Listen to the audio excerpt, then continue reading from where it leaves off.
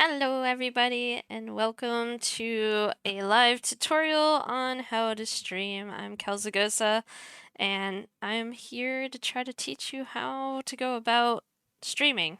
Um, Everybody's question is, oh my god, how do I do this? Well, streaming has a lot of parts to it. And obviously you have to sort of do some extensive research on things and figure them out generally, because there's a lot of different components that benefit your streams and the way you want to display them. So obviously the first thing is that everybody wants to sort of figure out where they want to stream to. Uh, in this case, I'm going to refer to Twitch just because that's generally where I stream to. And at the top right, you would find the sign up button and you would sign up. Obviously, I've already signed up, but if you wanted to say like, oh hey, I want to be Pluto Gamer, I don't even know why I typed that, and you put your password in. Oh my god. Well, okay, apparently that's a common password. Oh, so I took Pluto Gamer? Like, that just was like the most random thing I could think of.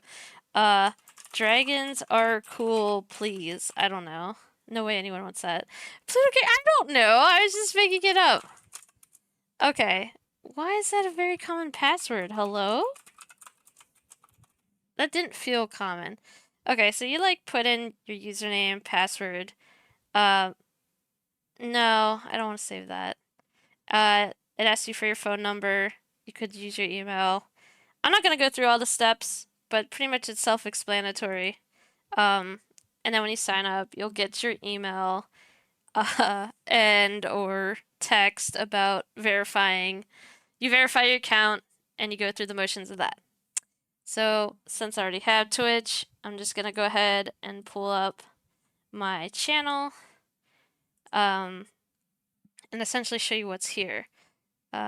Okay. Obviously, because I have a adult themed channel, you kind of have to just watch it. If you're not of age, make sure you're of age. But in this case, anybody can watch this right now because I am just teaching the basics. So, when you start out, in my case, I'm an affiliate, so I'm gonna minimize this again. And when you start, your stream might look something more like Nomax for a first-time streamer. You won't have a lot of followers. You will, yeah, I know, the infinity window. You won't have a lot of followers. You won't have the ability to get paid. Pretty much all you can do when you sign up for Twitch initially is stream content. There's no channel points, there's no subscriptions, there's nothing. In order to get Twitch affiliate, you have to stream, I think it's on, let me double check here. 7 different days. You need to have average viewership of 3 viewers when you're streaming. You need to reach at least 50 followers and stream for 8 hours consistently. Which you can like kind of break that up into different times with different days, but with Twitch affiliate, they're kind of anal with that. And it doesn't take too long to get affiliate, especially if you have some friends that will support you on that. Obviously, you're gonna see Infinite Durg here, because I'm streaming the same thing over and over and over.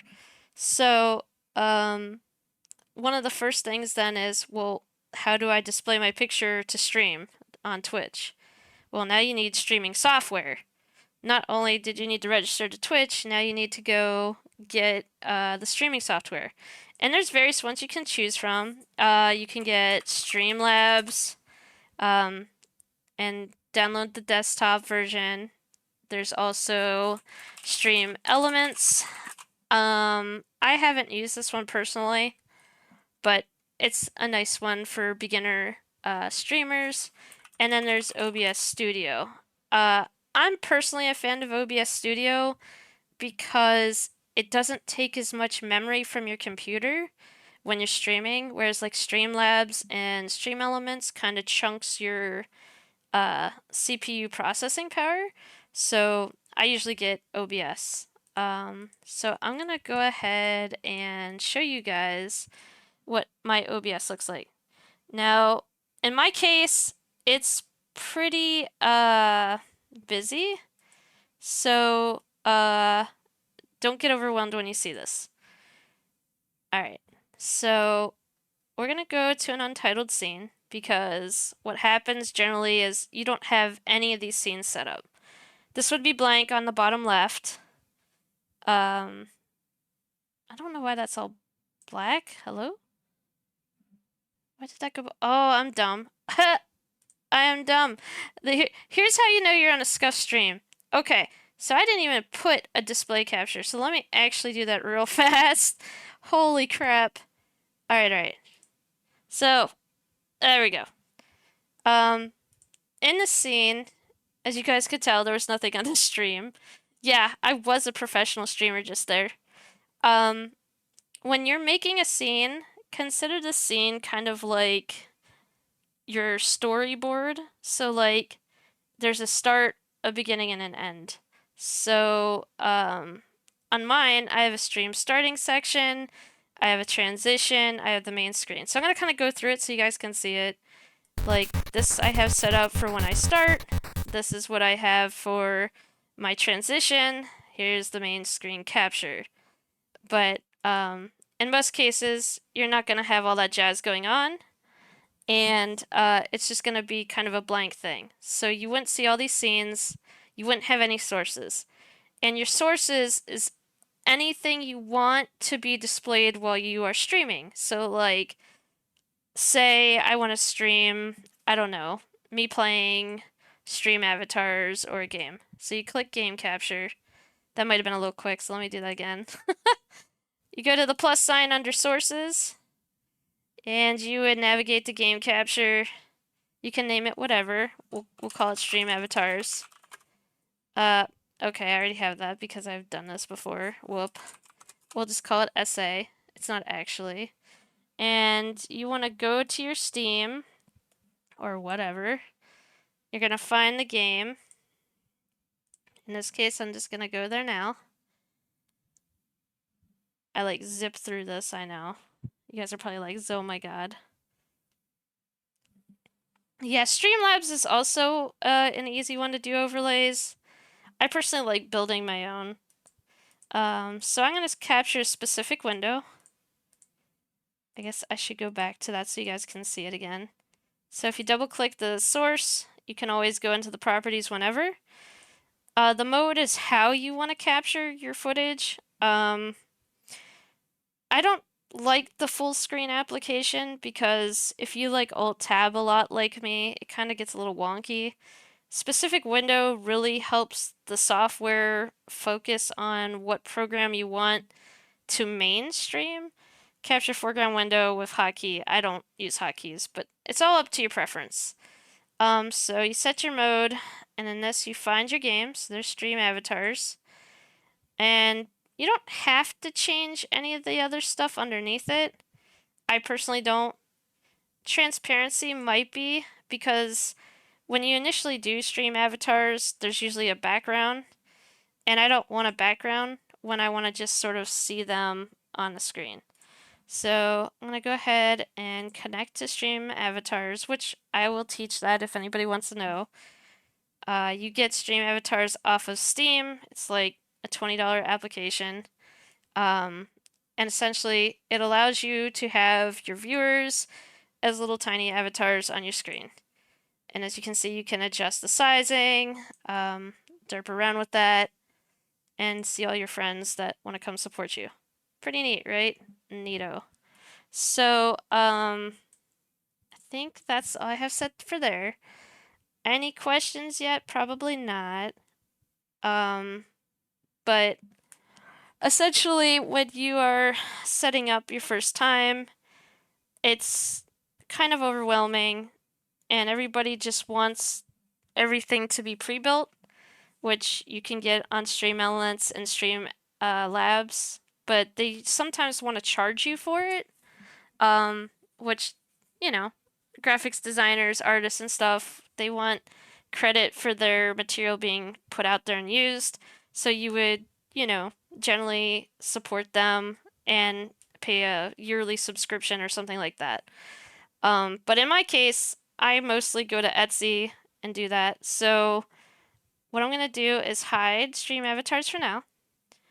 And we're gonna go ahead and pretend we're building a scene. So I'm going to hide dark, add a wallpaper. And let's make this our background. Cool. So you want to find your background. I have a ton of things because I liked a lot of things from Etsy. Etsy has a ton of streamer packs that you can download for like anywhere from $5 to $30. I personally was a big fan of Aquarius, which was animated, and you could find that anywhere on Etsy.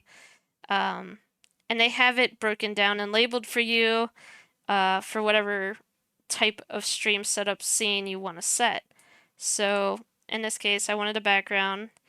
Since it's animated, I always check loop because I want it to continuously do animated things in the background. So as you can tell, like those particles would probably stop moving if I didn't check in loop.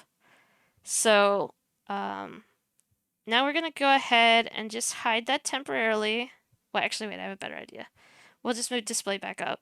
And I'm gonna make display smaller on my screen so that you guys can kind of watch what I'm doing as I build the scene. So again, if you wanted to capture another game, say, I don't know, you wanted to stream, let's see, what do we got on Steam that could be fun to look at? Jesus, what do I even have installed? Final Fantasy VIII. You know what? Let's look at Crisis Core. This probably is pretty to look at. And it's probably gonna blow my eardrums out and yours for a minute. So let's go ahead and do that. We're gonna go to specific window. And we're gonna go ahead and find Crisis Core, hit OK. And whoa, look, there it is. Wow, we got the game set up. Okay, cool. It's doing all this jazz. And look, you can see the whole picture. Maybe you don't want all that picture in your scene, so you can just adjust the size of the game. And yes, it froze because I alt-tabbed. It's not actually stopped. Whenever you alt-tab, the streaming software sometimes doesn't keep up with it if you're not on that specific program. Since I capture by specific application, it will kind of pause. But as long as you're aware of that, it's not a big deal. Oh my god. Can I just say I like the music so far? Ugh. I can't wait to play this someday. I have not done it yet. Okay, so I'm going to go back to my stream software and adjust the size of the game capture. So yeah, there's that, even though it's frozen. QQ, if I'm not playing it. I actually think if I set it to windowed mode, it will stop being a sassy butt. Yeah, game's pretty much default graphics settings to full screen. If you put it on windowed, it usually helps with stream. Okay, let's get out of that. Yes, get out of here. Bite me. Okay, cool. So now that you can see that it's moving in real time, it's not frozen. You have everything kind of going at the same time. Now, if you're a VTuber like myself, you'll probably want your VTuber model. One of the things I will say about VTubing is there's a lot of different elements that go behind it in order to set one up. So I'm not gonna talk about it this moment, but you can add it to the scene. And in this case, since I already have my model preloaded, I can just copy her over and paste her there. So I'm just gonna do that for the... Oh, that was the wrong scene. I'm gonna paste it to my source as a reference. So yeah, here I am. Wow.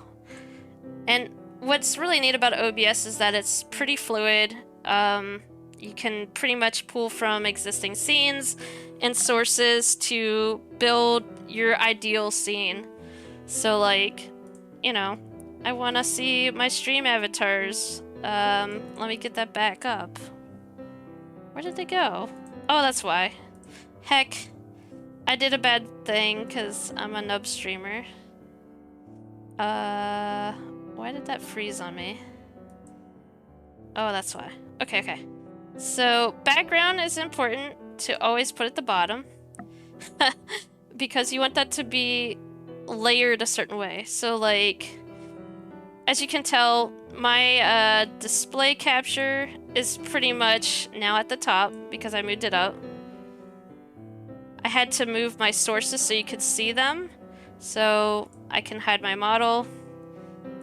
I can hide my game capture, stream avatars, but essentially all your sources are treated like Photoshop, where you put layers on top of layers and pile it in the way you want it in the order of succession for your viewers to see. So, as you can tell, Leica's avatar's head is chopped off. That bothers me. So I'm going to move it up above the game capture. Now I can see Leica's avatar without the head chopped off. So as long as you know how you want to place things, you'll figure it out. And you see Caboose went behind me. Maybe I don't want him to go behind me. So I'm going to put my model behind stream avatars. I'm sorry, I didn't mean to chop your head off. I'm very sorry. So in this case, you wouldn't have a display capture when you're streaming. I just have it up here as like a tutorial. Another... I'm not trying to murder VTubers, or avatars, sorry. Yeah. Back to my train of thought. Down here on the bottom right is your audio mixer. As you can tell, I have several channels here. Your desktop audio is where you hear your sound from. So in my case, my sound, if you click on properties after you click the three dots, why did that not pop up? Properties? Hello? Okay, there we go. I hear it in my headset. Yeah, it's been getting derailed the whole time. So you may have a number of devices plugged in. Maybe you have speakers plugged in. Maybe you have a headset. I have a headset. So I select that so that my viewers can hear what I hear. A lot of times people get confused about the way sound and device input and outputs work. So it's kind of a good idea to get familiar with that, because a lot of times with graphics, audio, they pretty much are all the same. Same with microphone. I have 3 different microphones, so I'm going to go to the dots, hit properties, and as you can tell, I have 3 different microphones, 4 technically, because of my webcam. And I prefer my headset microphone. I do have another microphone, but I sound a little wonky on it, so I'm not going to click that. But you would just hit OK if you were switching. Get out of here. Oh, I didn't mean to do that. Okay, really scuffed stream. And you can always move these around if you don't like where they're positioned. Say you want to see the audio levels first, so you might be like, oh, F that, I can't see my levels, so you can move it over. OBS is very flexible because everything is a dock. And with your docks, you can pull them out and adjust them whatever way you want. I don't use the scene transition here, I just built my own, but you can have it there. This is where you would start streaming, recording, all that other jazz. And if you wanted to say, see your chat, you would click docs and you'd click chat. I put my chat on the other monitor of mine. So let me get that for you. So yeah, you guys can see that I have another little window. And usually I'll look at it and my eyes on my model will follow where I'm looking. So my web camera may make me look a little cross-eyed, but I'm not actually. I just sort of follow where I'm looking at the screen. So when you are VTubing or using a web camera, it's kind of a good idea to position your chat in a way that doesn't make you look a little weird. So if I had it on the right, I would probably be like, oh yeah, my model's kind of looking at you guys while you're asking me questions or whatever. So, and you could just close it if you don't want to see it. Just be like, bye bye bye. Wait, you dox chat? No, I didn't dox chat. Oh god. Okay. Hold on a sec. Yes, I know. I wish I didn't make my mouse so big. It's playing against me right now. Oh my goodness. Okay, okay. Let me fix that again. So I'm gonna bring back the chat. And it'll show you anytime you have conversations going on. It doesn't get rid of the history. You can scroll up and look out at any time. Kelsey, I got a question. The answer is food. Bingus? Yes. No, I didn't dox chat. Does anyone have any questions so far? I feel like I'm kind of flying through this right now. I know I'm talking about a lot of different things, but I'm sure the music in the background is annoying too. Which, again, in the audio mixer, you can control the levels of audio coming through by just dragging the sound bar down, opening the gain to make it louder. I mean, I'm pretty cranked up because nobody can hear me. I'm soft-spoken. And you can adjust your quality of your audio. So, like, I would normally have filters on, which I learned from a guy on TikTok. So, I can give you guys that link too if you want, like, more professional quality audio, because he has all these different settings put on. That sort of helps cancel out extra sound that you don't want to hear and makes your voice sound cleaner. And yeah, that's what I do. I have a lot of helpful links, so if you need anything, just let me know. Hi, Heavy, welcome in. Okay, Leica, please. That's one instance that it's, you know, oof. But that's a good point that you bring up. So if you tend to like scream like I do, it's a good idea to kind of watch your levels when you speak. I'm in the yellow generally when I talk, but when I screech, it's the other way around. So I might take it down to where my loudest point of my voice when I just talk normal hits the yellow bar. You know, it's a good idea to kind of keep it in the green so you don't overmodulate your voice or strain it, because what happens when you are too loud is that your voice will not transmit through your audio recording.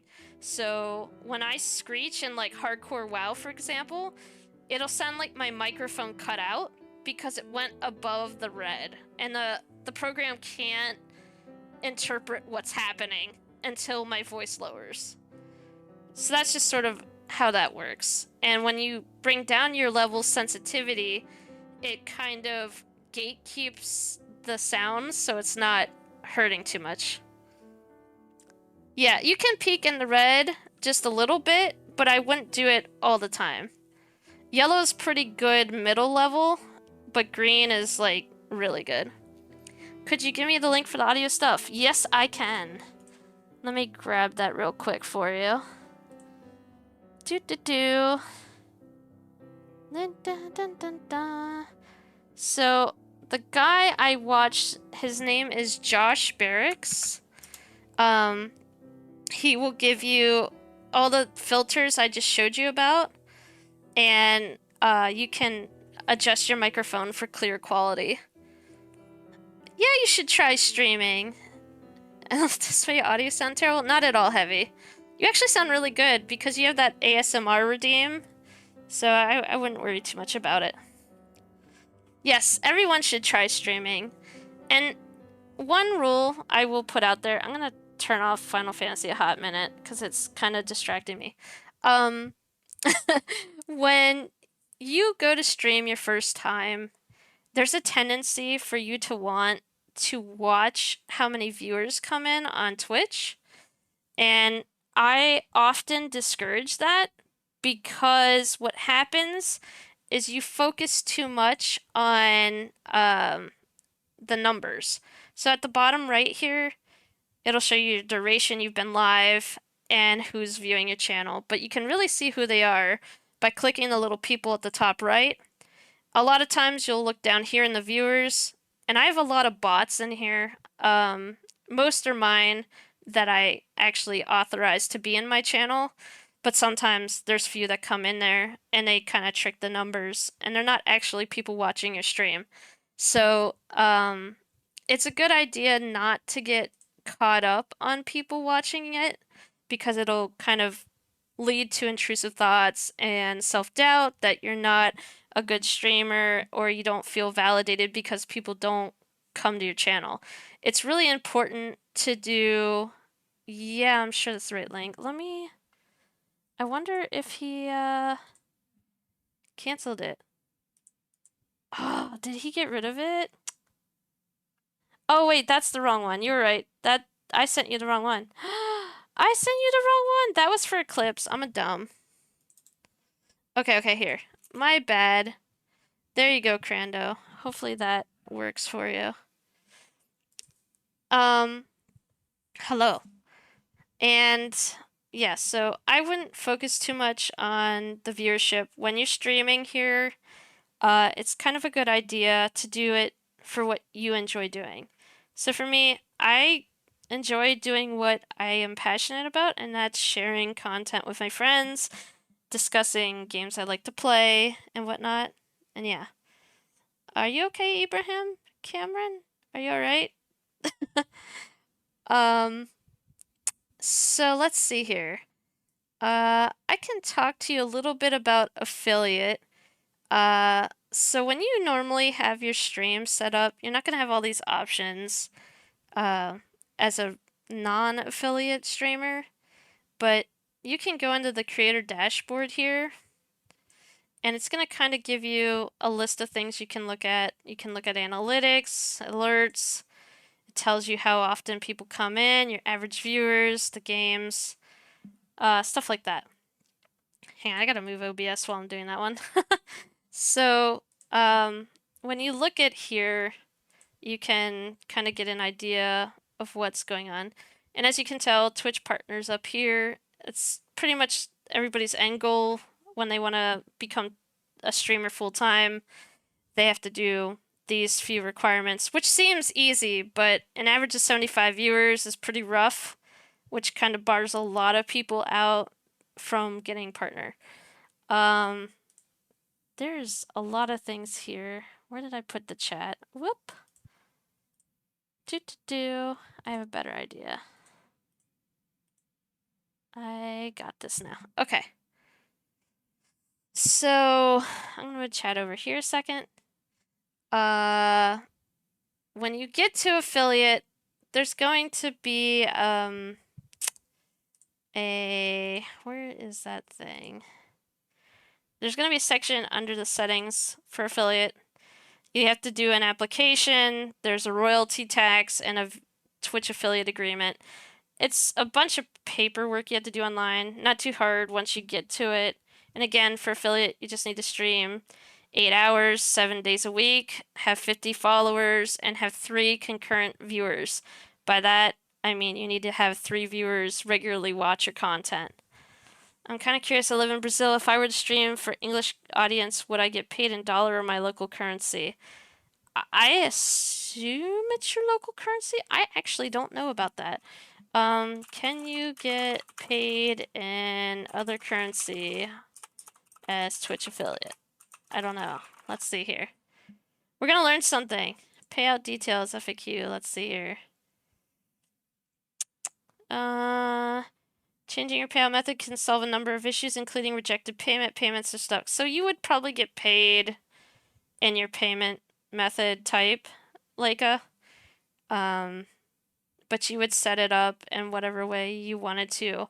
They do wire transfers, direct deposit, and there's also different characters here. It wasn't too bad once I first got it set up, but I had to go to my bank and be like, I'm not getting the monies from my subs. And they were like, oh yeah, you need to set the right routing number. So that was annoying. Another thing with affiliate is you get ads. I don't touch my advertiser settings. I don't really want to activate them. I'm not too concerned about it. But if you're looking for the extra pocket change, you can click it on.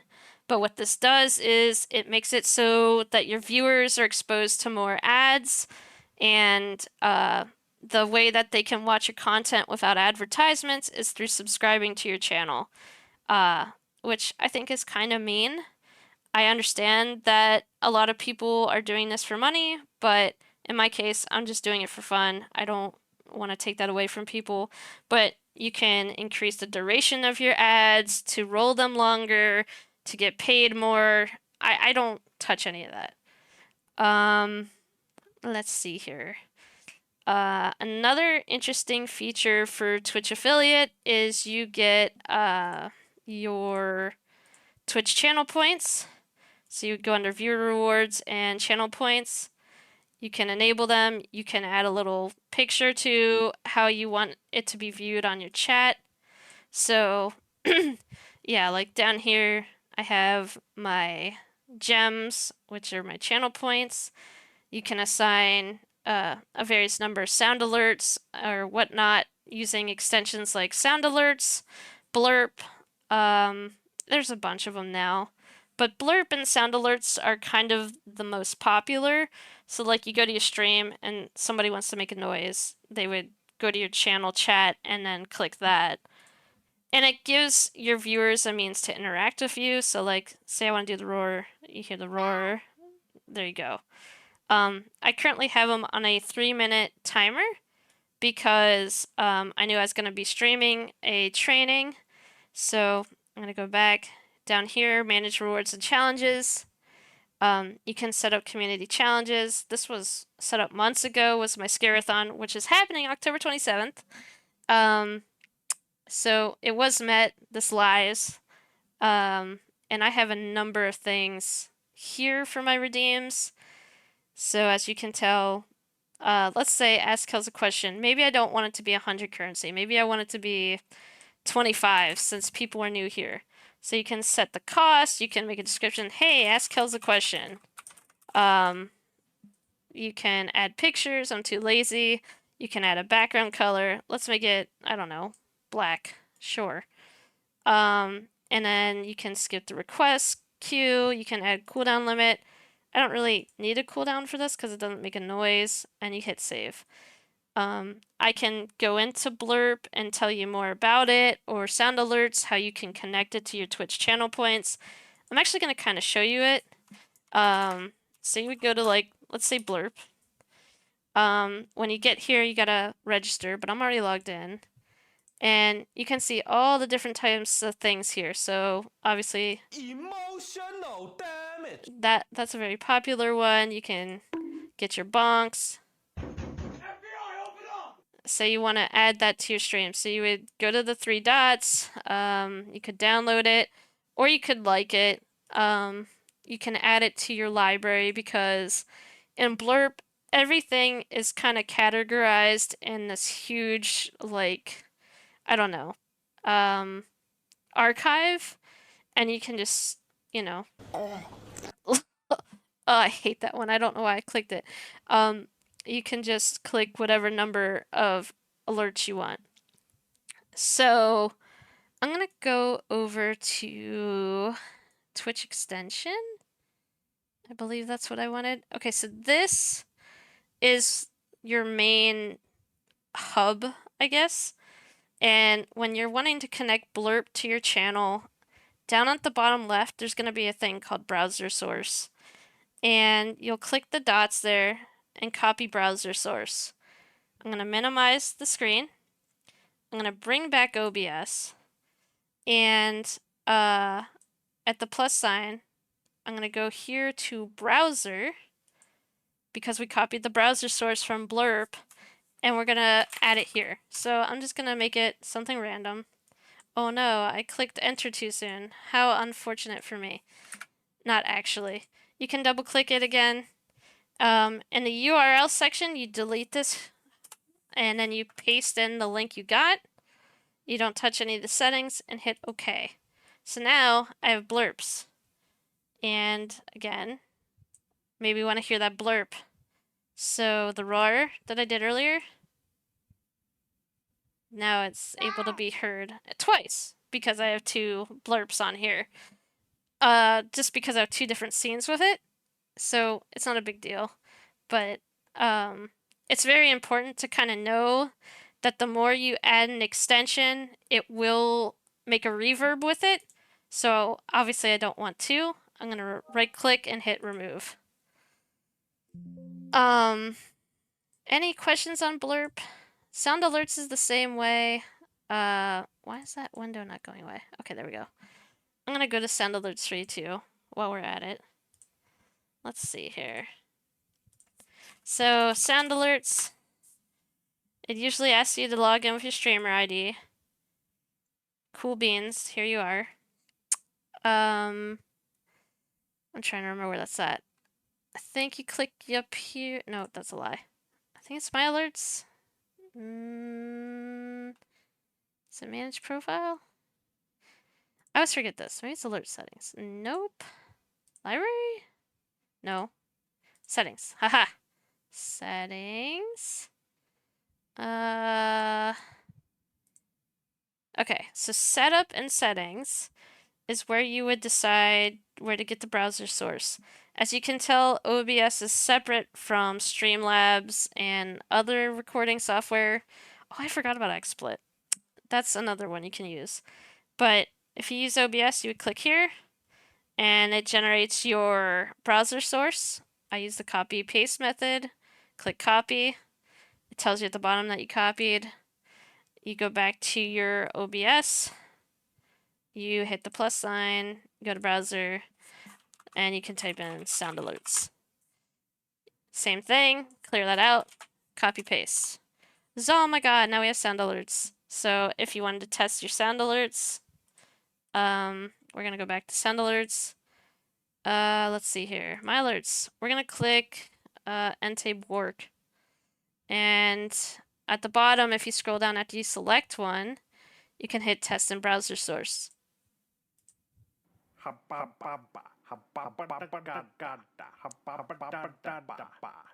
So I have two sound alerts, that's why you heard it twice. So generally speaking, make sure you have one. So I'm going to remove that, but I was just showing you guys for how to set it up your first time. Let's see here. Right, so I told you about Twitch and I told you about streamer software. When you first set up OBS 2, when you go into your settings, where it says stream, this is where you choose the service you want to stream to. So maybe you don't want to stream to Twitch. Maybe you want to do YouTube. You would click the arrow down menu, click YouTube. And then as you get in this setup, obviously it's grayed out because I'm live, but there will be a section that says streamer key. And you'll have to put your streamer key in there, which they always make it confidential because people can hijack it and that's not a good time. And you want to paste it in there. And then you'll hit apply and then OK. So in Twitch, let me get us back to Twitch again. Okay, we're gonna go back to my channel. Channel. I lied. We're gonna go to settings. And I gotta remember where it's at. No. There's a section in here for you to access your stream key. I don't know if it's in Stream Manager. No, it's not in there. Get out of here. I don't want that. Maybe streaming tools? No. Oh, well, streaming tools is important. Might as well say this here. Streamers use a number of services when they stream. So we're gonna go back to my channel. I'm just gonna show this as an example. If you scroll down on my page, you're gonna see all this jazz about me. And then, like, I got this Pokemon gaming community extension. And then I also have sound alerts. I have Twitter. But you can connect these extensions to automatically populate your social media, and mini games or your sound alerts too. I just have these three as my kind of defaults, but anybody can do anything. Uh, and these panels are pretty easy to edit. And it's kind of nice to like have that flexibility. So let's say I want to change something. Maybe I don't want people to know about my PC specs. I could hit remove, but that took a lot of time, so I'm not going to actually remove. Um, and yeah, I did a lot of work in here to kind of keep my channel up to date. I actually just frequently edited it. Um, so like if I uncheck that, and you scroll down, I revised this September 29th at 3:14. I am being very anal about mine, because I kind of want to keep everything up to date. I've actually changed up my schedule a bit. I usually was streaming 5 p.m. to midnight. I've changed it now to 6 to midnight. Um, it's kind of a good idea to have a concurrent schedule so people know when to come to your channel. Not a lot of people do that, but yeah, it helps to kind of keep your viewers engaged. And you can also view a streamer's channel schedule by clicking their name. So as you can tell, I'm live there. And then there's a schedule button right here. And I pre-schedule my things on a regular weekly event. So I had this week, hey, I'm going to teach you how to stream from 7 to 10. You can come to my channel if you aren't following social media. Don't use Twitter, don't use Discord. I don't know why anybody wouldn't use those things, but you can schedule things here. So I think if you want to adjust your schedule, at the top right here, there's an edit schedule button. You click in here and you can click add stream. So let's say, I don't know, I want to stream on Tuesday. I'm gonna do hard mode WoW. Smiley face. You can search your game, World of Warcraft, and you can set your time. So for me, that would be 7. And you can set how many hours you're going to plan on streaming. I've been doing 3. You can do it even minutes too with that. And if you want it to repeat, you can have it repeat, or you can have it just a specific day. So let's say on October 10th, I want to stream for 3 hours hard mode WoW. Cool. I selected the specific day, I put in the category, and I put in the title. Click Save Changes. Now when you go back to my schedule on the main page, so we're going to go back to the channel, you can access the schedule again by clicking my name, going to Schedule, and now when we click to the 10th, you'll see Hard Mode WoW. Look at that! It's all set up for next week, because I'll definitely be streaming Hard Mode WoW next week. And I have Baldur's Gate for Thursday and my Saturday stream. I didn't put Wednesdays in yet because I'm not sure. I try to do it at VStream. Another thing, they added these featured clips. So essentially, when people are browsing for a new channel to go to, your featured clips are kind of put out there for people to see to kind of try to be an attention getter and lure them into your channel. So like, I have a lot of silly ones here. I don't know. Everybody knows I screech on these WoW ones, or I screech on Resident Evil, but you can watch these. And then it also will show you my recent broadcast of my full streams. Now, it's really important to note that if you're a first-time streamer, you won't always have your videos automatically published to your channel. Twitch by default has it turned off. And so you'll have to go into your video producer and actually set it up. I gotta remember where that is. Wait, is it there? There's a publish all videos. You can delete all your videos. But there's a way to make sure that it's always setup. I think it's in the settings. Channel and videos. We're going through this again together because I don't remember exactly. I just know that when I first did it, I was very disappointed because it didn't save my content because it was like, well, gee, Twitch, I want to save my content when I stream it. And I'm actually blanking. How to publish videos on Twitch. I don't remember. Okay, to upload a video, blah, blah, blah, blah, blah. You need to be Twitch affiliate or partner. I thought it let you do it, but that's sounding like just uploading videos. I don't want to upload a video. Live streams publish automatically on Twitch. Okay, we're gonna look at this together because I'm a nub. If you want to get your clips for your Madden top 3 players of the week, you go to Twitch on its website. You're going to click the top right corner of your profile picture. You're going to press video producer. Read the chat, holy You're crap. going to go to... Oh my god, why? What happened? Kelsey, read the chat. Oh my god, create a dashboard, then stream. Oh, sorry. I'm sorry, Heavy. I'm sorry. Oh my god. Okay, well, we'll do it that way. We will go back to my producer. You said stream? Wait. Oh my god.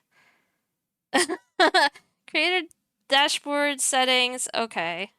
My bad, my bad. Stream. I don't see stream in the settings one. It doesn't have it here. That's weird. Because I'm in the settings, in the creator dashboard.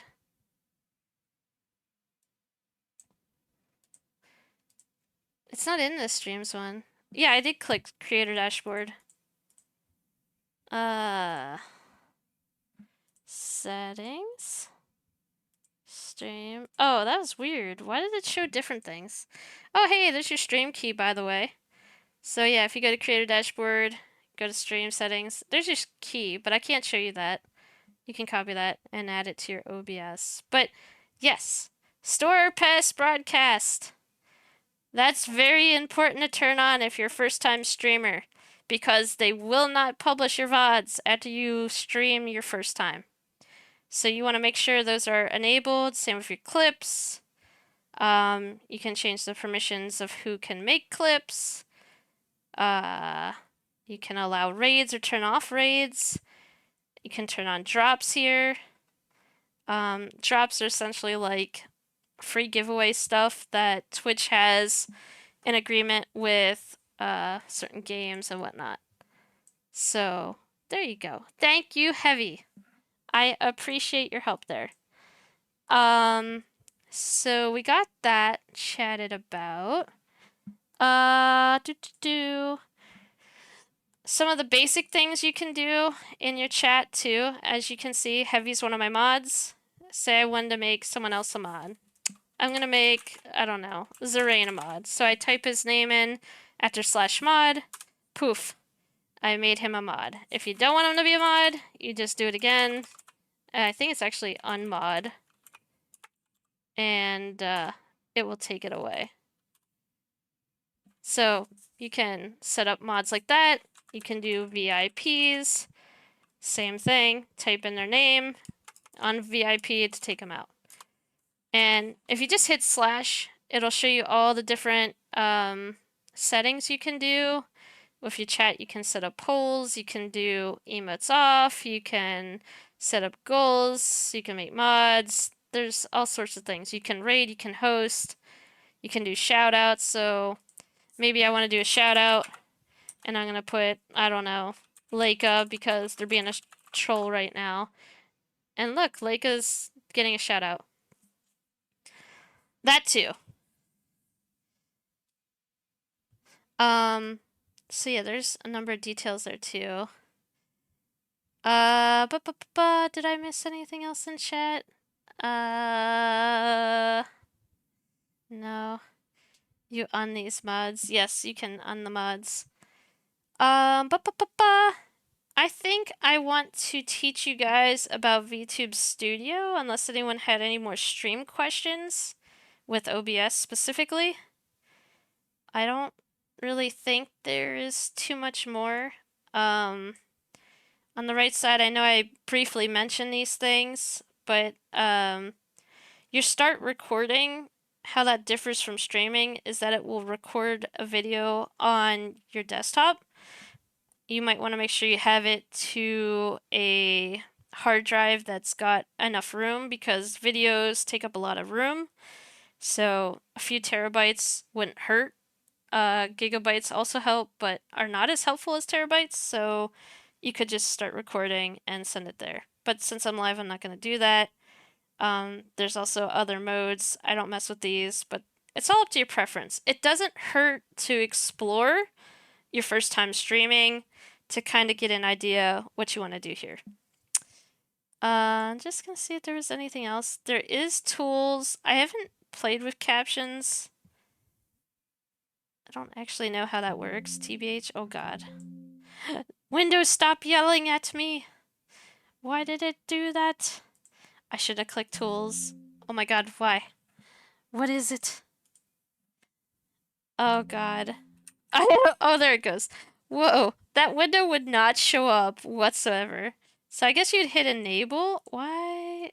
This mouse, I'm going to kill it. I made it bigger for stream so I could teach you guys stuff.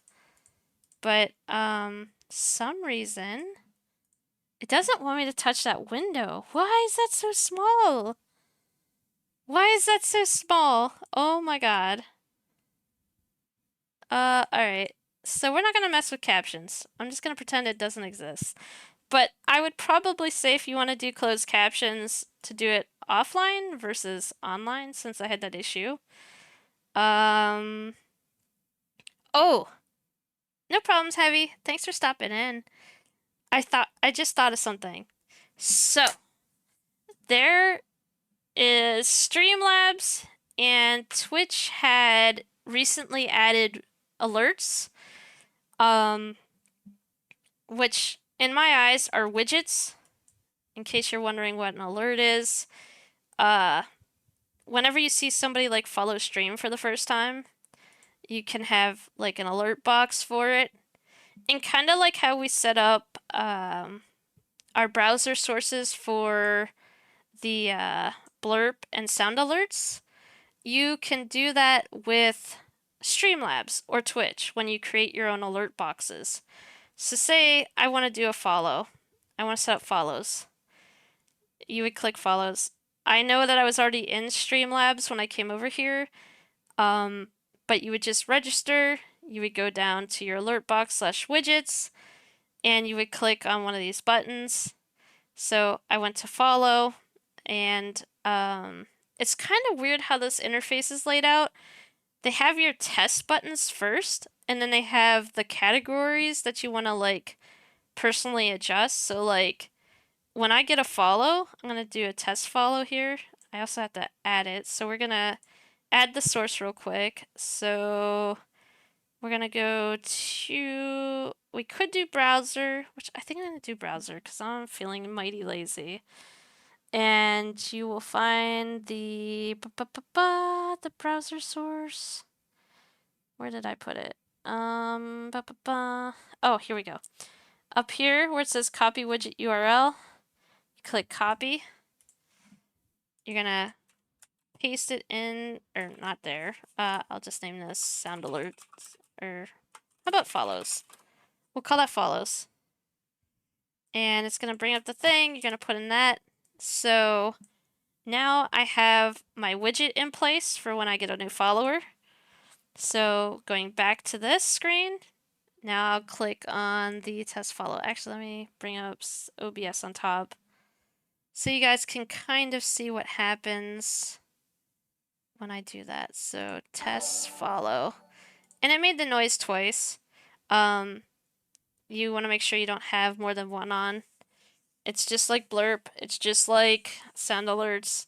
If you have more than one of the same thing on multiple scenes, it will do a reverb. So you would just get rid of that with the delete or right click to delete.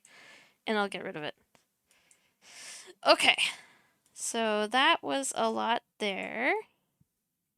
Oh my god, I didn't mean to click that. Okay, did I close that? Yes, I did. Okay. Let's go ahead and do some VTube Studio. So, Windows Shift and arrow key, I just moved it from my other window. As you can see, hi, it's me, twice. But VTube Studio, you just double click to get your toolbar settings. And you can get VTube Studio on Steam. So you would go to the store, you would type in VTube Studio. It's free, but it comes with a watermark of a little like fairy lady. And you have to pay like 20 bucks for it to get rid of the watermark. Not too bad, if you ask me honestly. So when you come in here, it won't be on a dragon that looks like me, sadly. I know you all want to be a blue derg. Yes. So normally the default is on Akari. It'll tell you how to move the model. You can scroll in to zoom in closer. Oh my god, hi, I'm a lady that I don't have. I don't know why she looks so miserable. My god, look at her face. She is so unhappy to be a model right now. But you click this like person bubble and it allows you to kind of shift through all the different ones. So you'll see my dragon. That's the wrong one. I have multiple ones I've uploaded. And I can show you guys how to import models if you ever have a question about that. It's not too hard. That's the right one. And let's see here. I even have a Pikachu. You can buy these on Etsy. Hi. What else do I have? Oh, I have Wormy. Wormy's a little weird. He's like those like weird fuzzy worm things. I don't know. But got him on Etsy too. There's like some really cheap ones that have kind of basic motions, but you can sort through your models by just clicking on these. And yeah, you can just do whatever with the model there. So you're probably like, when you first go in, the model doesn't move. In order to get it to move, you'll click on the gear.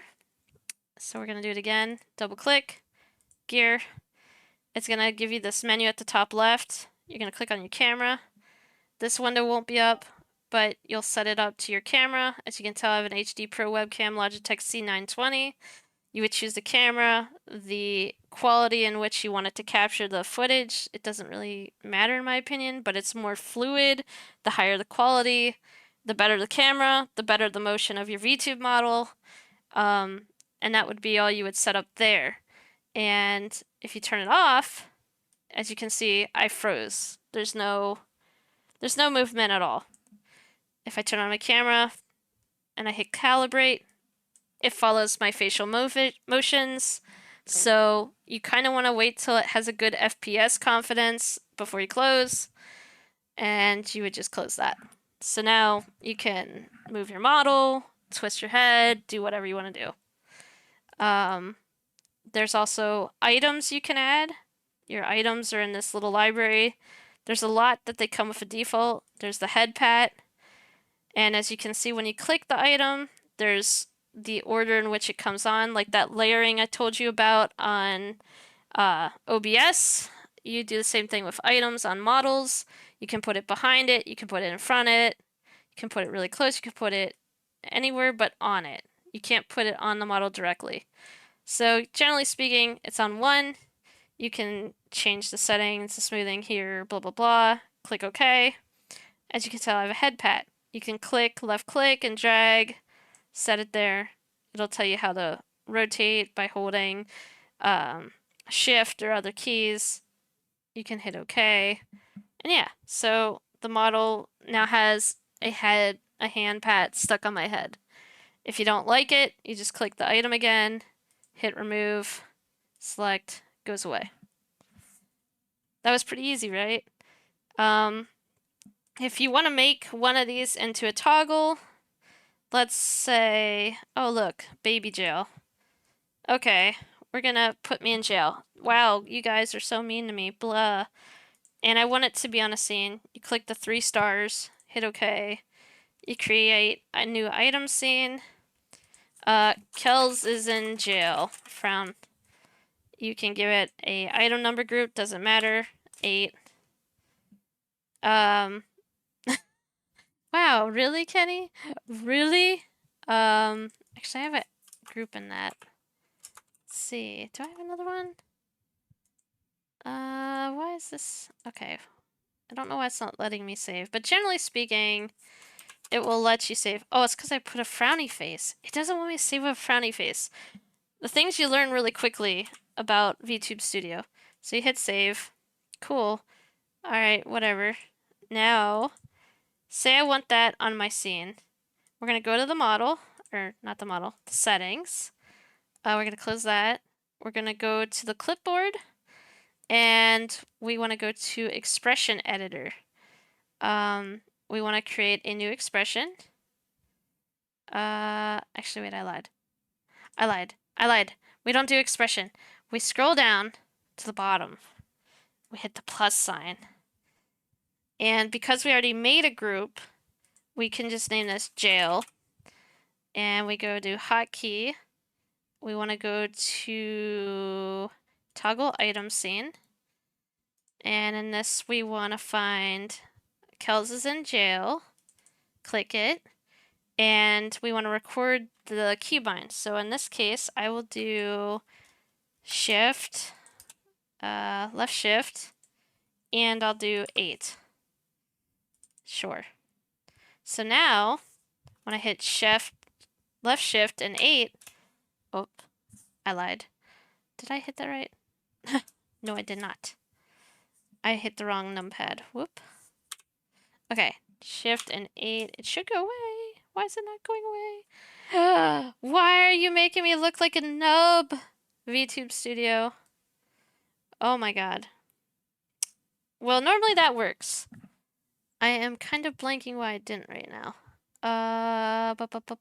Toggle item scene. No, that's right. But anyway, you would designate a key combination. You would make sure that the item scene is there and it would work. Generally speaking, it would work. I think what it is that the bars that I used, I didn't actually attach to the model. So it's not registering that it's on her. So let's try that one more time.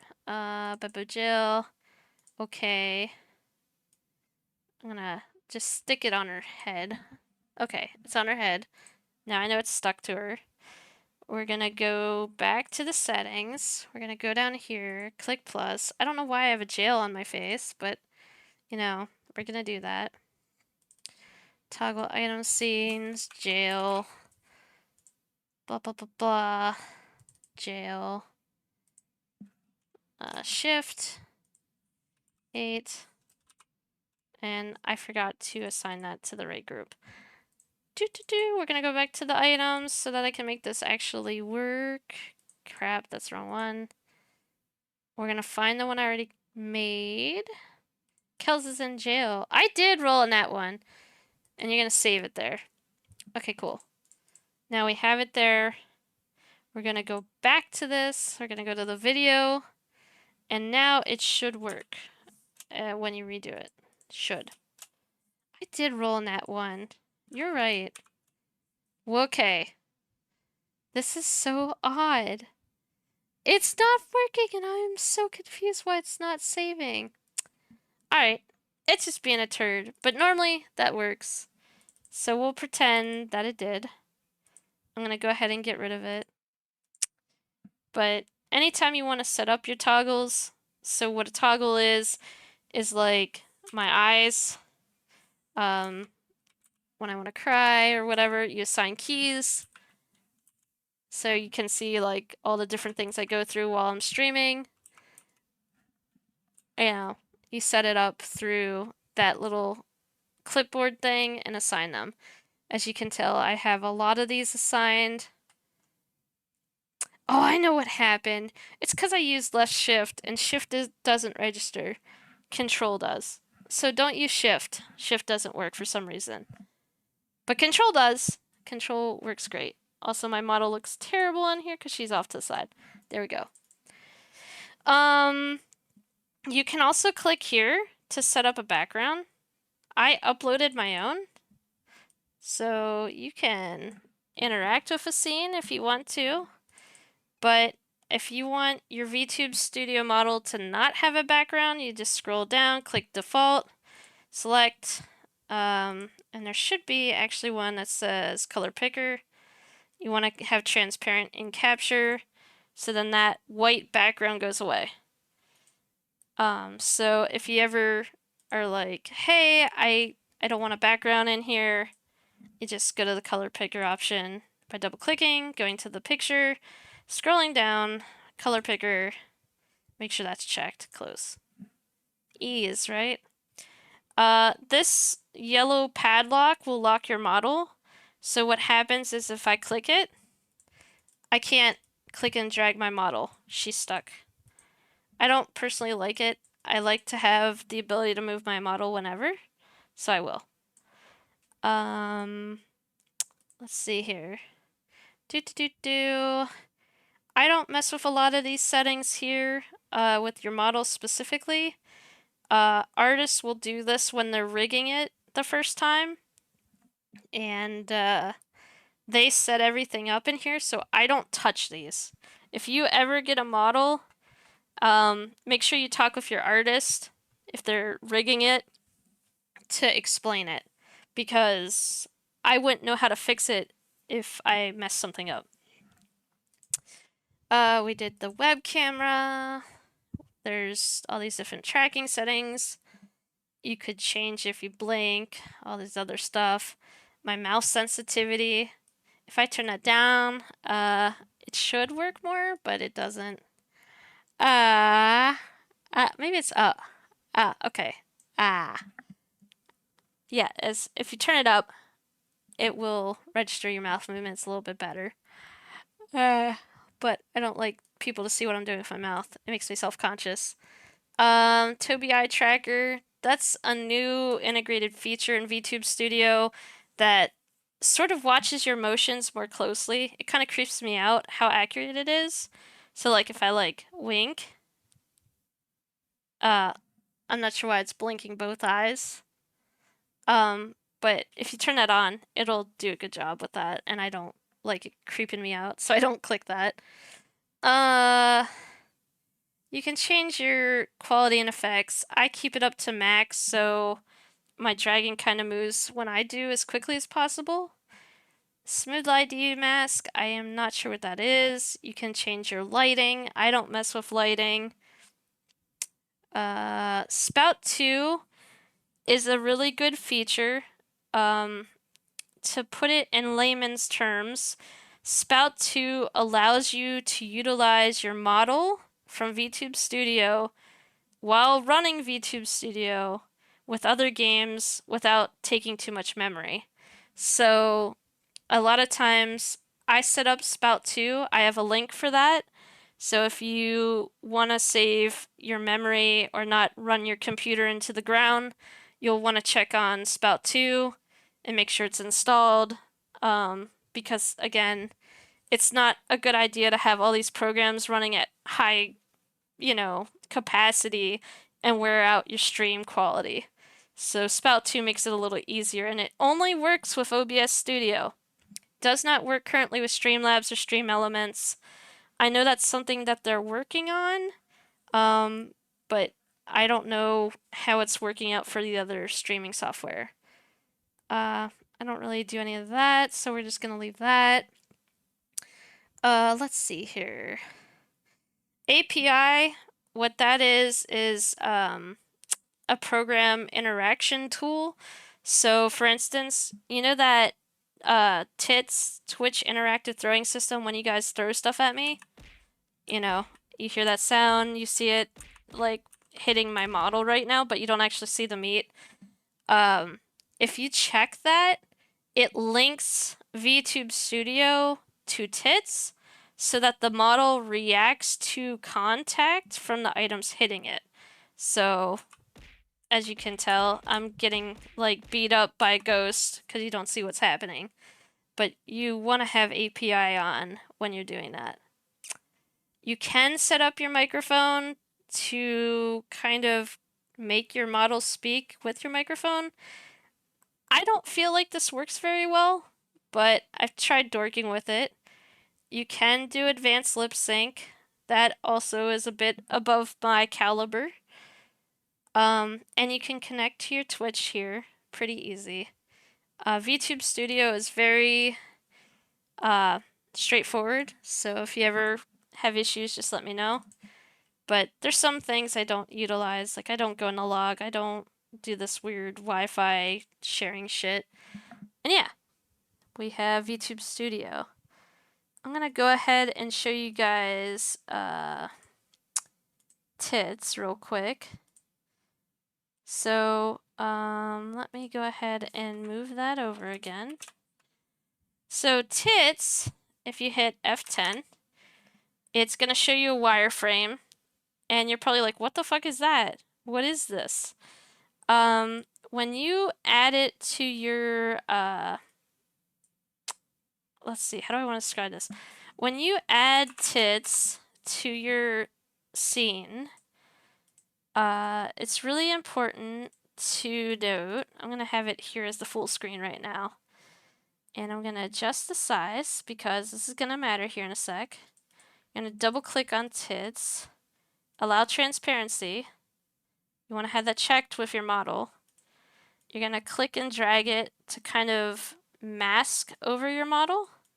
And you're probably like, guys, why is there a big like polygon? Well, Kels doesn't have a normal model, and the system's trying to understand because it's connected to my VTube Studio. So if you click on connections, I already synced it up here to VTube Studio so that tits and VTube Studio can communicate. So you always have to kind of make sure all your sources are connected first. And in this, I'm going to go ahead and turn it off. And I'm going to close that. So now you don't see it, right? Yeah, Twitch Interactive Throwing System is what it's called. So if you scroll onto my page here, let's see here. Let's go in the chat. You guys see the chat. I clicked my channel points. I'm scrolling down to Kelzagosa Eat. Now when you redeem it, you'll see all the meat fly at me, usually. Oh, it's being a turd. I don't know why it's not actually working right now. But yes, it'll throw stuff at you. Oh, well, there it goes. It works with the default, but you guys can see what happens when you throw stuff at me. Any questions on tits? Tits is pretty straightforward. I don't mess with a lot of this. The only thing I did was turn on the API, which is down here. Oh my god, Tits API. You'll check enabled, and that allows VTube Studio and Tits to communicate. You're gonna close that. You can donate to them. You can position the frame. So if I hit F10, you can move that wherever. I don't like to use this. I just like to click and drag with my stream software, so I don't actually adjust any of that.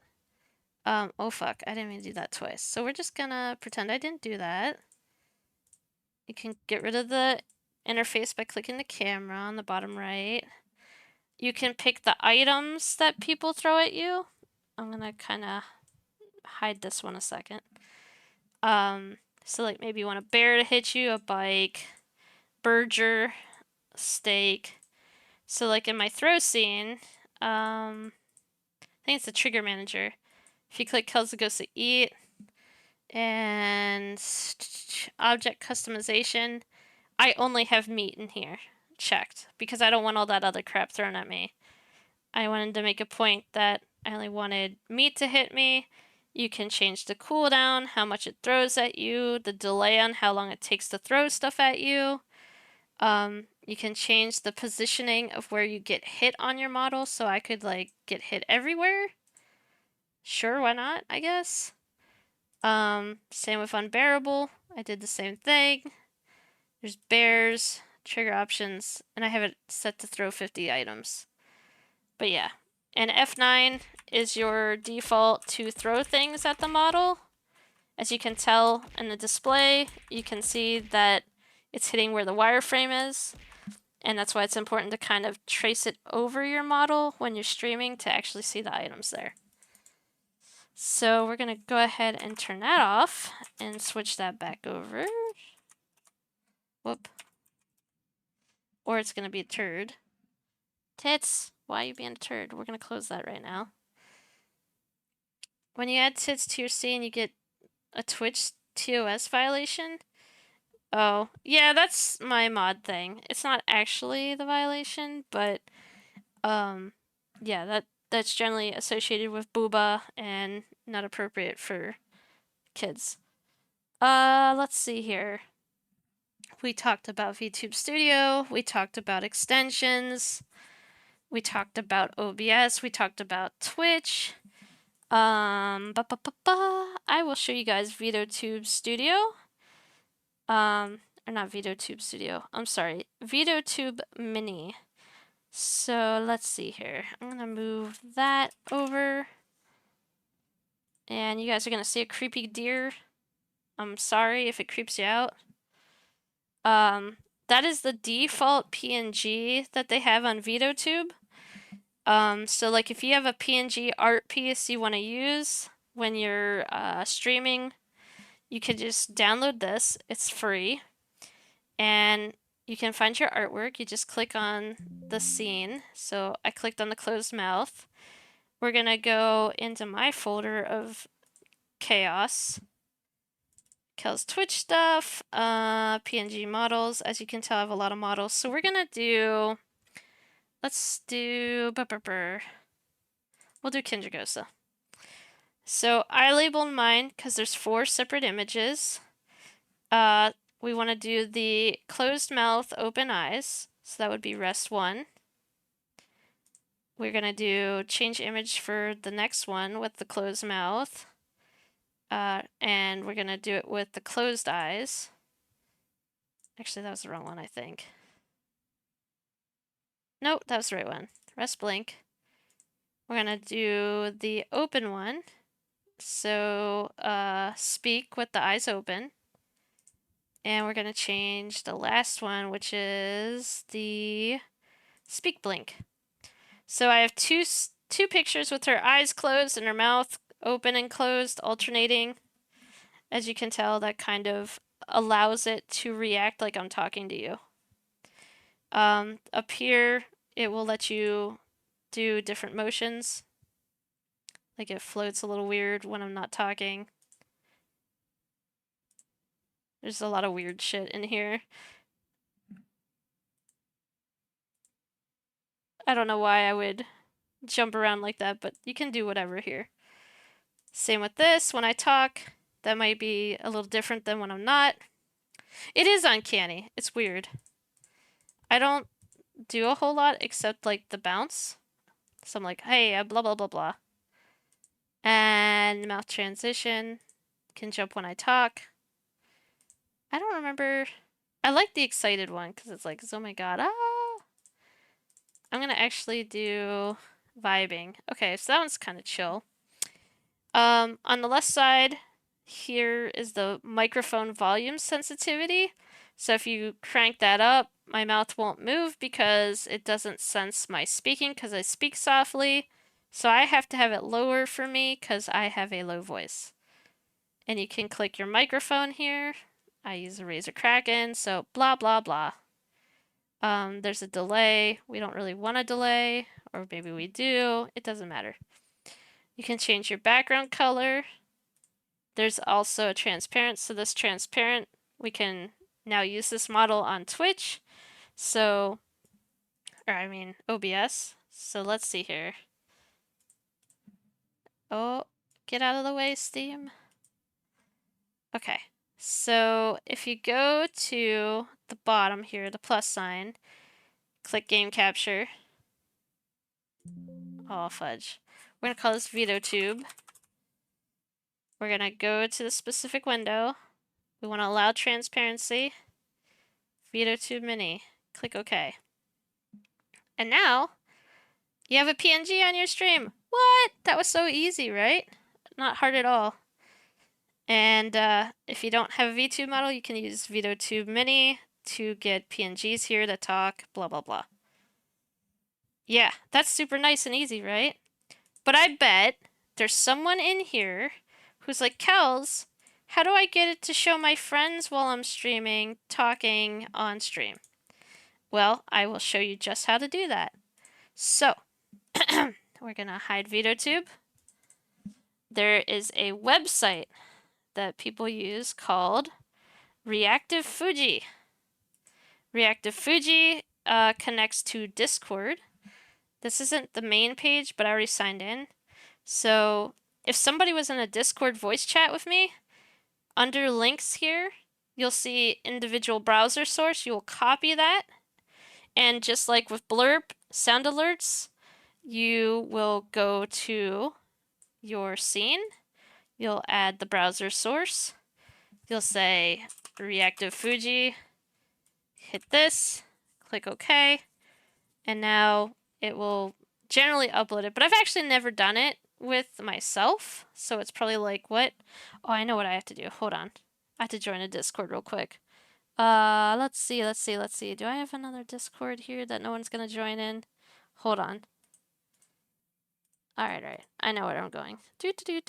Okay, I have to join Discord because it defaults your profile picture.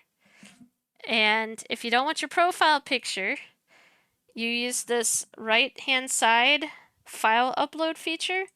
You'll click browse, you'll find what you want to use. So in this case, maybe I want to use Baby Gosa. And when she's talking, hit that. You click save. We'll go away. Save. And now it's Kelzagosa when I'm talking. It will always default to your Discord picture. So make sure your friends have TOS friendly pictures. Sometimes they are not friendly pictures. And, they can upload one if they don't want to change their default Discord picture, which is really nice. Reactive Fuji is very easy with that. Another thing I will note on Reactive Fuji is there's a group browser source. So say I have like 10 friends in Discord with me. You would click the group one and it would show 10 other people sort of sitting next to each other. But I don't feel like finding people to get in there. So you can do that too. Like a Hushu, you have friends. Crando, you also have friends. I'm gonna bonk you all.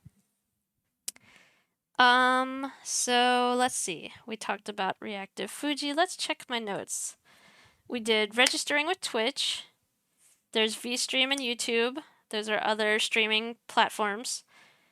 There's way more than that, but those are the ones that I care about.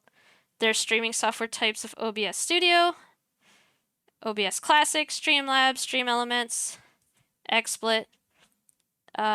Wait, hello? Kelsey, you are in US, right? Yes, I am in US. Computer specs.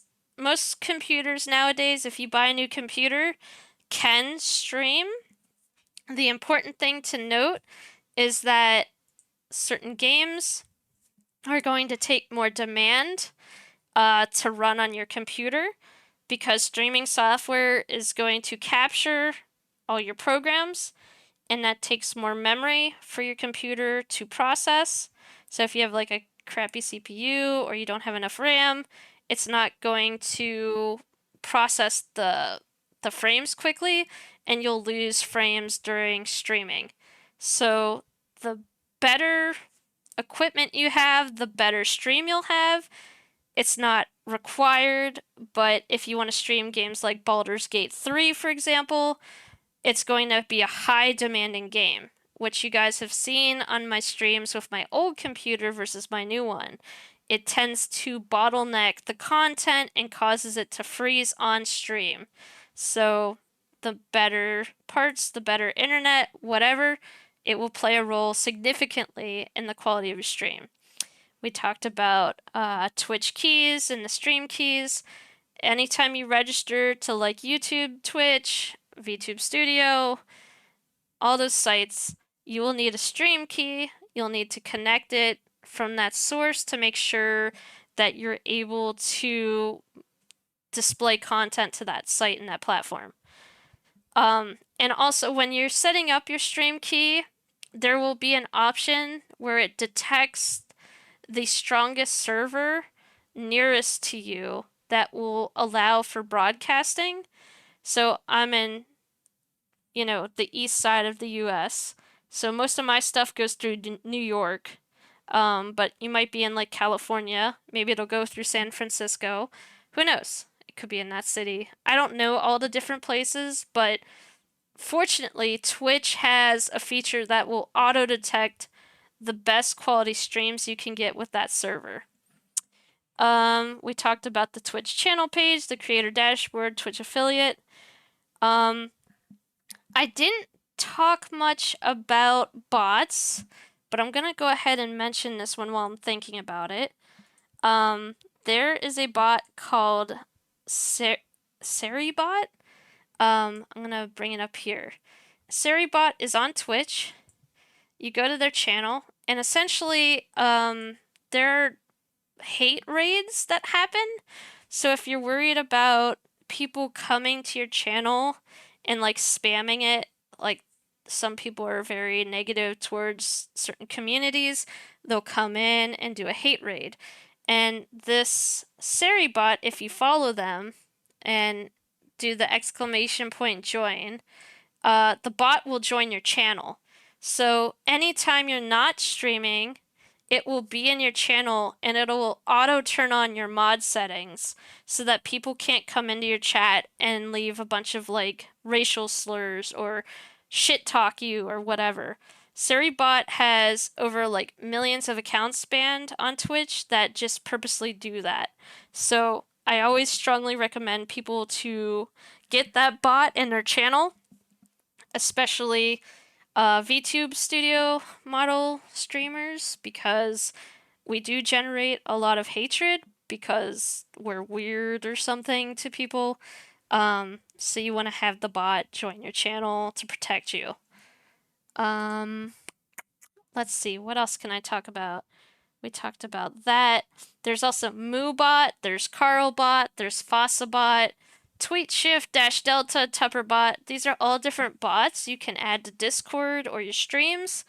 MooBot is kind of like another moderator. So like if you don't have anybody to come into your channel to moderate, you would just invite MooBot to the channel. So you can go to like, let's say we want to look up for a MooBot.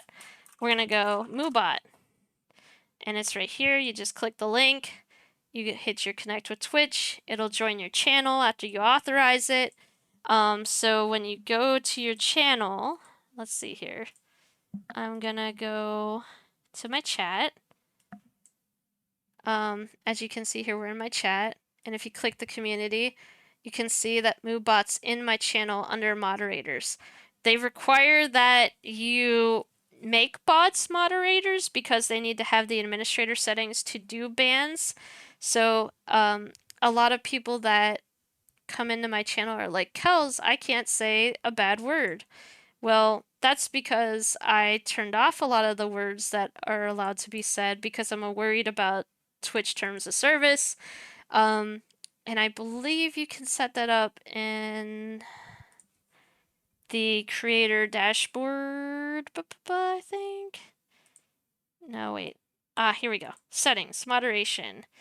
So right here where it says block terms and phrases, I have a lot of bad words here that I have banned because I'm afraid somebody might say something they shouldn't.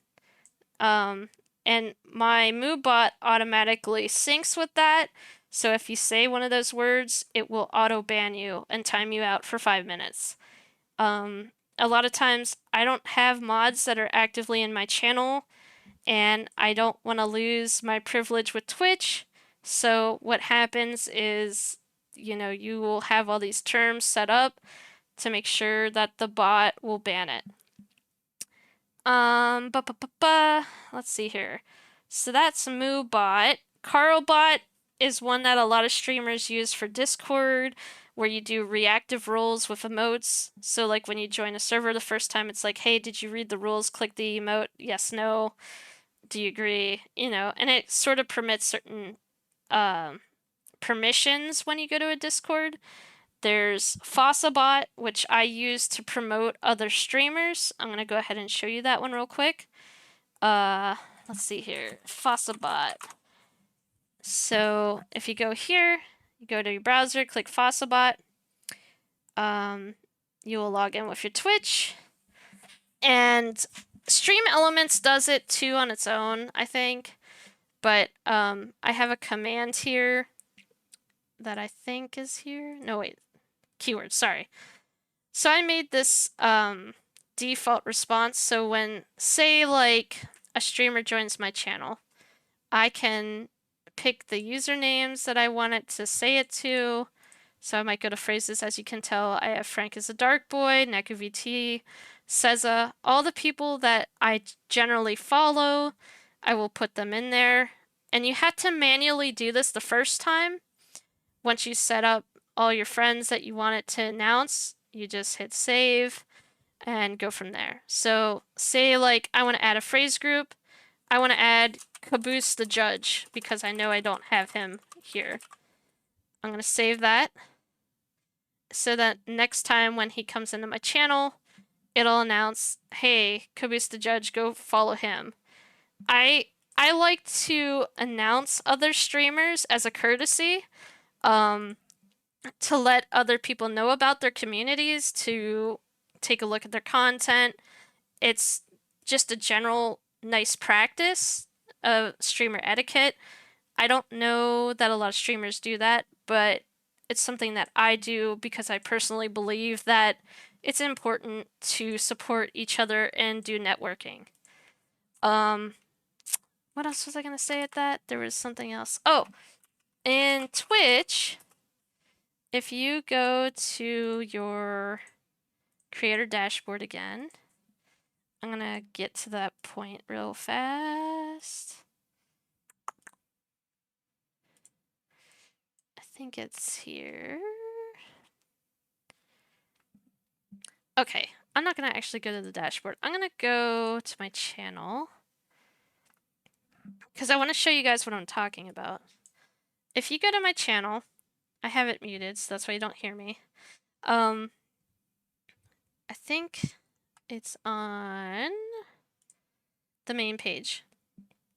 If you scroll down my page, Kelzagos suggests these streamers. You can add channels here of your friends that you want to promote that are live, that do content that's similar. So I would go to edit suggested channels and you click edit again. I don't know why they give you another one. And as you can see, I have Caboose the Judge there. I have a few other people that stream. Again, this is a courtesy. I do rotate people. It's not like to be mean, but it's just so other people have a chance to visit these channels and you can adjust them however, I don't know. So say I want it like that. We're going to go back to my page, click on channel, and you scroll down here. Whoop, sorry. You scroll down here to click my name, and now you can see, since I added Neku, since he's live, you can see he's live. And you can just click his page, and you can go watching. But he has adult themes, so we're just going to kind of close that for now. Let's see. So I taught you about auto modding. I taught you about bots. Mix It Up bot. I'm sure people want to know about that one. Mix It Up bot is probably going to be the last thing I talk about. Aside from maybe also stream avatars a little bit more. Mix It Up bot is another bot you can download. And this one I strictly use for all the effects I have. We're going to go to my main stream page now because I'm too lazy to set it all up. So we're gonna close, I'm gonna delete the untitled. Yes. We're gonna go back to mainstream capture. Oh god, look at all of me. And if you see down here, I have all these folders. You're probably like, oh my god. Cause you're gonna put yourself as a boss in the stream avatars? I probably could. I haven't actually done it yet. Slum Baby is another artist who actually made an avatar, Kels. I'm gonna see if I can find that real quick in my page here. Let's see. I don't remember where I saved that. I think it was in here. No, it's empty. I have a lot of files, so I don't remember where I saved that. Is it this one? Ugh. Let's do paint just once. Yeah, okay. So this is my stream avatar somebody made for me. Slum Baby. Oh my god. Can I English? She made me a sprite. So this dragon like hops across the bottom. I haven't uploaded it into stream avatars, but you can have an artist make your own avatar. I just haven't uploaded it because it looks kind of dorky. And I don't know how to actually do it. So yeah, Mix It Up is a bot that allows you to add specific sources that will activate upon Twitch channel redeems. So it would fit your personality. Wow, thanks, Crando. Thanks. So let's say, for instance, I don't know, I want to add a Twitch channel point. So when you first come here, you click on the 3 hamburger, whatever. You go down to Twitch channel points. As you can tell, I've made a lot of these already, but we're going to add it to an existing command. Assuming that it wants to work here. Maybe. Maybe not. Oh, okay, that's what happened. The command editor went to another window. Why is it? Okay, hold on a sec. There we go. Alright, I don't know why it showed 2 there. So, we're gonna do this for... Where's the roar one? There's like a cute roar that I have. I think it's Dragon Roar? No, it's not Dragon Roar. What is it? Oh, Hello Roar. And when you want to set it up to do something, you have to sync it with your stream software or wherever your source is. Generally, all my sources are in my stream software. So you click streaming software and connect. One thing I'll say about this is that if you didn't already connect your stream software, you just go up here and you would look for, I believe it's services. Yeah, services. And services shows all the different stream recording programs and whatnot. I had to connect OBS. So you just double click and there'll be like a connect button and you test connection. But I already did it, so you don't have to worry about it. So to Twitch channel points, as you know, I want to set up my channel points. We're setting this up with OBS because I have OBS as my stream capture software. I usually do a media source because it's usually a picture. So I'm gonna kind of do this side by side. You're probably like, Kels, why are we doing this? So let's add a scene. We're gonna make it a media source. There should be a window that pops up here. Oh my god, Windows, why? It doesn't like all the windows I have up, probably. It's like, Cal, stop. Oh, there it is. Okay.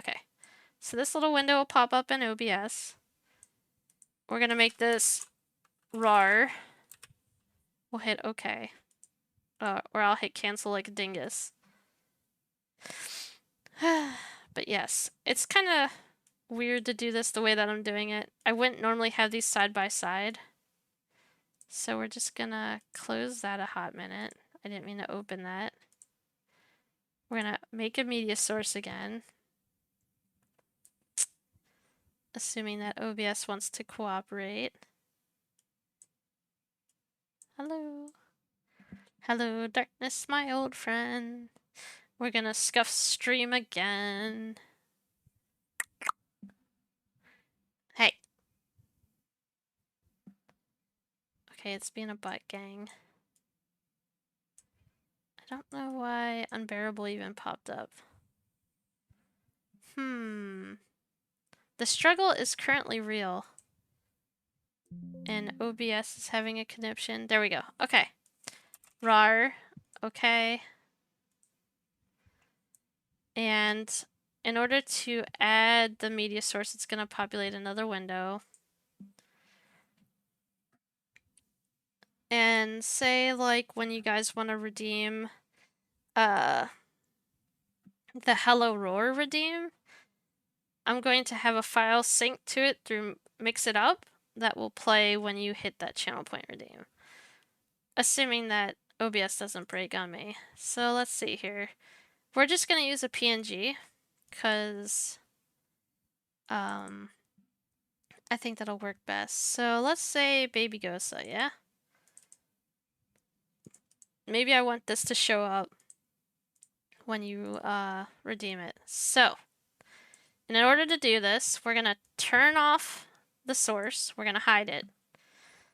We're going to go back to the Mix It Up. We're going to go to the command editor and make sure that you had the right Twitch channel point reward. So we want this to pop up when you guys click Hello Reward. Hello Roar. Ugh. We want it on OBS, media source, and now it's really important where it says source name, you need it to match your source's name. So I have it as Roar.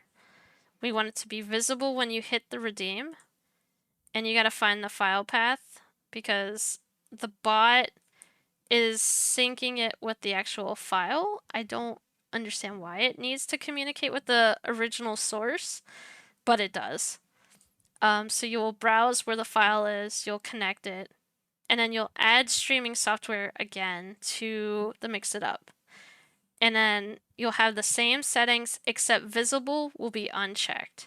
What happens then is after you hit the redeem, you'll see her, and then it'll register pop up, and then it'll register go away, essentially.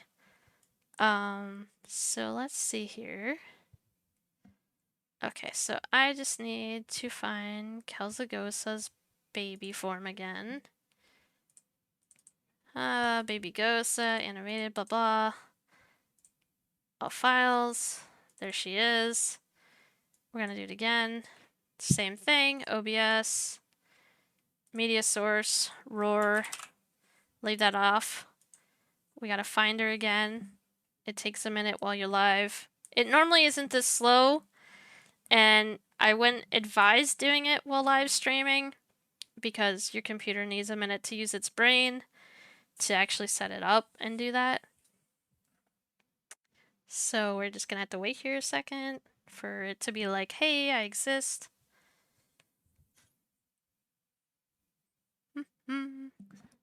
I hope everybody is having a good time, and I hope this has been somewhat informative.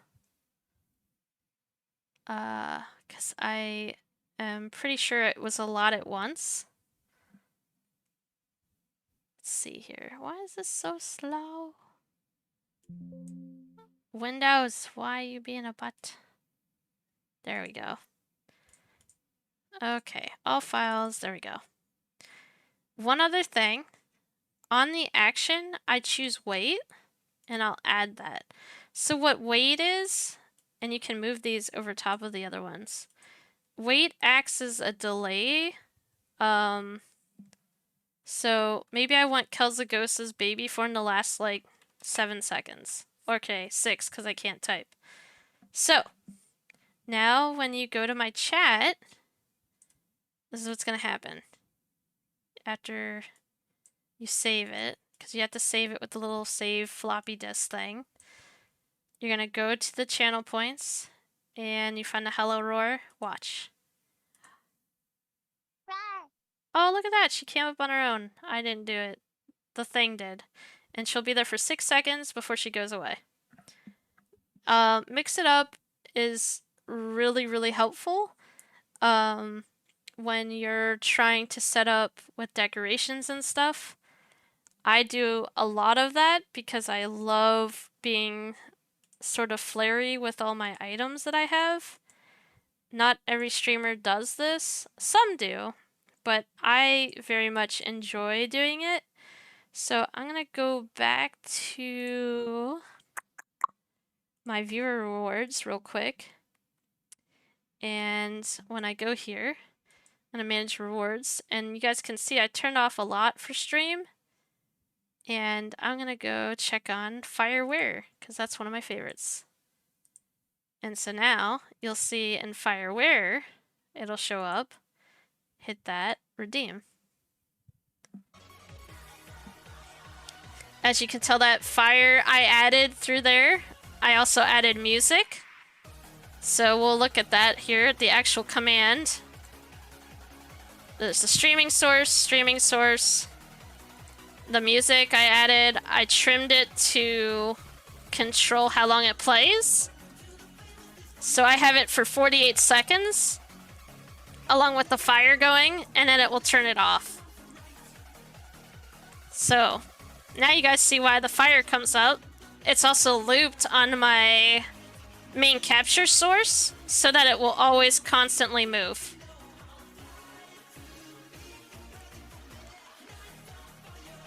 But Mix It Up will stay active the whole time you log in. So when you first get in here, you'll log in. It will sync with all your programs, and it will respond to redeems like that. Any questions, curiously? Anybody have anything they want to ask that they're dying to know an answer to?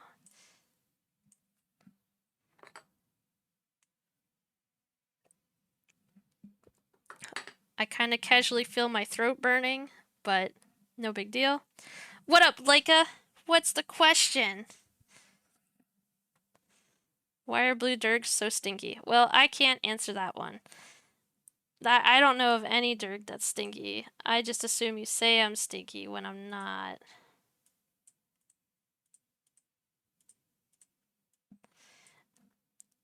Anyone else have a question?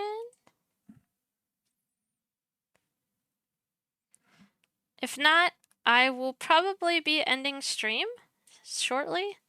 I have gone through everything on my notes. So I don't think I have anything else to discuss. Yes, I will be uploading the VOD to YouTube on my channel on YouTube, and you can watch the VOD. I will also post the link in Discord if you need it. This VOD will also be on my channel under the recent videos, so you can come watch this again. But yeah, I think I tackled everything within, what, almost 2 hours?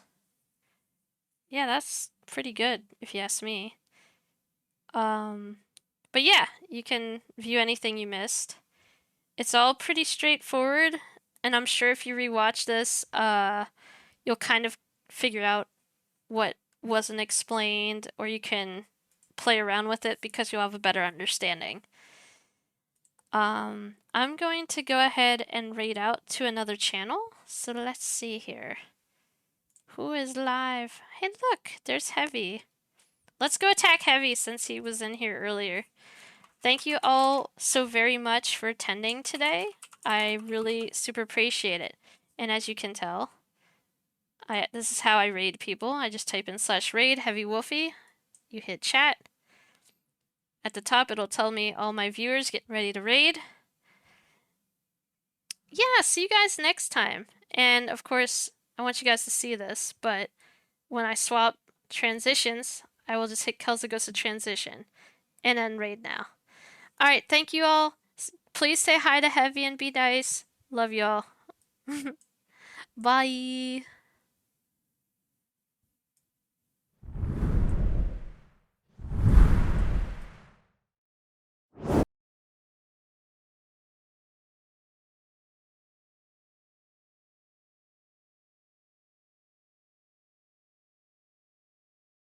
No, no, no, no, no, no, no. No. No. Come on now. You should rate somebody else. We've talked about this. We've talked about this. You should spread the love elsewhere because you know that you're appreciated here. Thank you for bringing your community bean. Even though I know everybody, hi, fight you. I will. I'll fight you. Put up your nukes.